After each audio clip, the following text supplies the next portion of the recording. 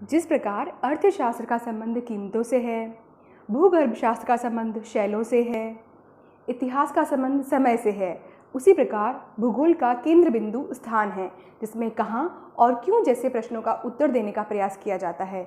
ये प्रसिद्ध भूगोलविदा जीन ब्रूंज का है। आज हम कक्षा 12 भूगोल विषय का अध्याय 1 जिसका नाम मानव भूगोल प्रकृति एवं विषय क्षेत्र है, इसके बारे में पढ़ेंगे। कक्षा 11 में हमने भूगोल की 2 शाखाओं के बारे में पढ़ा, भौतिक भूगोल और मानव भूगोल। भौतिक भूगोल में पृथ्वी पर पाए जाने वाली भौतिक परिस्थितियों का अध्ययन किया जाता है, वहीं मानव भूगोल में मानवीय तथ्यों से संबंधित तथ्यों का अध्ययन किया जाता है, जिसमें मानव प्रजातियों, जनसंख्या का वितरण, घनत्व, जनसांख्यिकीय लक्षण और जन स्थानांतरण के बारे में हम पढ़ते हैं। वैसे प्रकृति और मानव के बीच में द्वैधता नहीं है, लेकिन जब हम इसे एक विषय के रूप में पढ़ते हैं तो मानव भूगोल की सर्वश्रेष्ठ परिभाषा हमें अमेरिकन भूगोलवेत्ता एलन सी सैम्पुल से मिलती है। वो कहती हैं कि मानव भूगोल अस्थिर पृथ्वी और क्रियाशील मानव के बीच परिवर्तनशील संबंधों का अध्ययन है।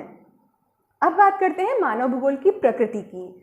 मानव भूगोल भौतिक पर्यावरण तथा मानव जनित सामाजिक सांस्कृतिक पर्यावरण के अंतर संबंधों का अनन्य क्रिया के द्वारा अध्ययन करता है। मानव भूगोल की 3 प्रमुख विचारधाराएं हैं: नियतिवाद, संभववाद और नवनिश्चयवाद। नियतिवाद का तात्पर्य है नितांत आवश्यकता की स्थिति। प्रकृति को नियति मानकर मनुष्य उसके कहने के अनुसार चलता है, यानी कि मानव प्रकृति का दास बन जाता है। इस विचारधारा के प्रमुख समर्थक हैं मानव भूगोल के जन्मदाता फ्रेडरिक रेटजेल, जिन्होंने प्रसिद्ध पुस्तक एंथ्रोपोज्योग्राफी भी लिखी। इसी विचारधारा की एक और समर्थक हैं उन्हीं की शिष्या अमेरिकन भूगोलवेत्ता कुमारी एलन सी सैम्पुल। लेकिन नियतिवाद के विपरीत एक और विचारधारा है संभववाद। संभववाद नितांत आजादी की स्थिति को बताता है, प्रकृति पर विजय की बात करता है। प्रकृति को मानव द्वारा दास बना लिया जाता है। मनुष्य सर्वत्र संभावनाएं ढूंढता है और उन संभावनाओं का स्वामी बनने का प्रयत्न करता है, लेकिन इन सभी में वो पर्यावरण के प्रकृति के नियमों का घोर उल्लंघन करता है। और इस विचारधारा के समर्थक हैं फ्रांस के 3 विद्वान विडाल डी लाब्लाश, जीन ब्रूंज और अल्बर्ट डिमाजिया। नियतिवाद और संभववाद दोनों ही नितांत अत्यंत स्थिति की बातें करती है, प्रकृति का दास, प्रकृति को दास बना लेना। लेकिन इन दोनों के बीच में एक और विचारधारा है, वो है नवनिश्चयवाद। इस विचारधारा के कई अन्य नाम भी हैं, जैसे वैज्ञानिक निश्चयवाद, रुको और जाओ निश्चयवाद, आधुनिक निश्चयवाद। यह विचारधारा ऑस्ट्रेलियाई भूगोलवेत्ता ग्रिफिथ टेलर ने दी। यह न तो नितांत आवश्यकता की स्थिति को बताता है और ना ही नितांत आज़ादी की स्थिति को बताता है। ये मध्यम मार्ग की बात करता है।